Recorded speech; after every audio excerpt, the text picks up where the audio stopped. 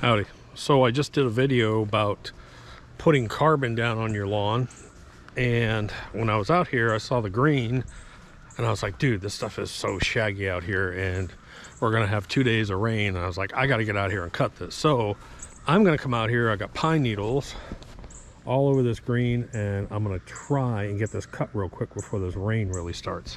This is Tropical Storm Nicole. The only thing, this is a cool season grass. This is dwarf bent. We had loaded this green up with humichar when we built this green, and the only thing I've been putting on this now is light coats of green shocker.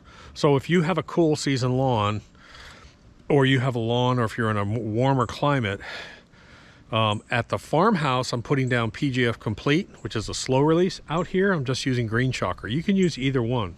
You just have to understand how they work. So let me shut up and try and cut this thing real quick.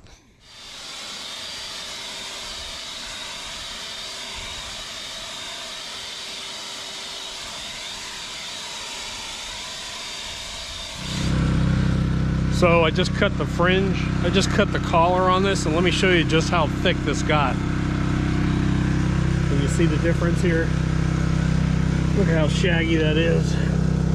That's what it's supposed to be, and that's where I am. So I'm gonna have to use the grass catcher.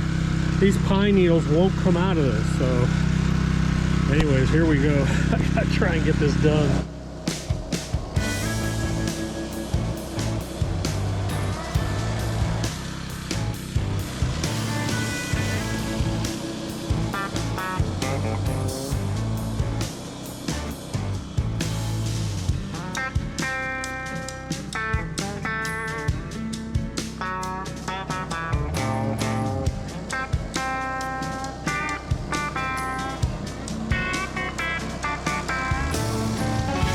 Not very smart to let a putting green get this long. You never want to cut that much off, but this is only 3 passes. Look at this stuff.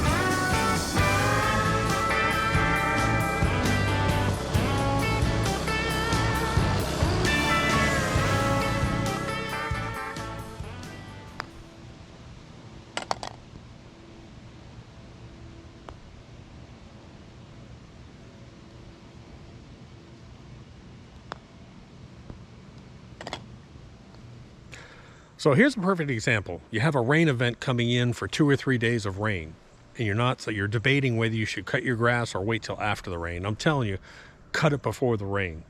It's a debate that Ryan and I have all the time. He's like, well, do you want me to just wait till after it rains? I'm like, no, dude, jump on it. Get the grass cut now. Let's get it cut before this rain, because it's going to be even worse.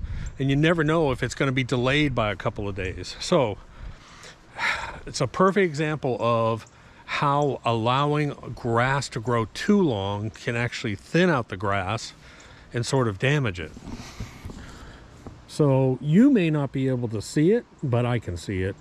The grass actually is sort of look more thinned out here. You'll get more of a yellow tone to it because you're cutting more of that hard stalk. So it's a perfect example of, we can't always do it, but as much as possible, try and cut the grass more often so that you're just taking a little bit off, That's why putting greens usually on golf courses are cut almost every day. If it's during the spring when there's rain, they're out there every day. Summer, they may skip, they may roll versus cut one day.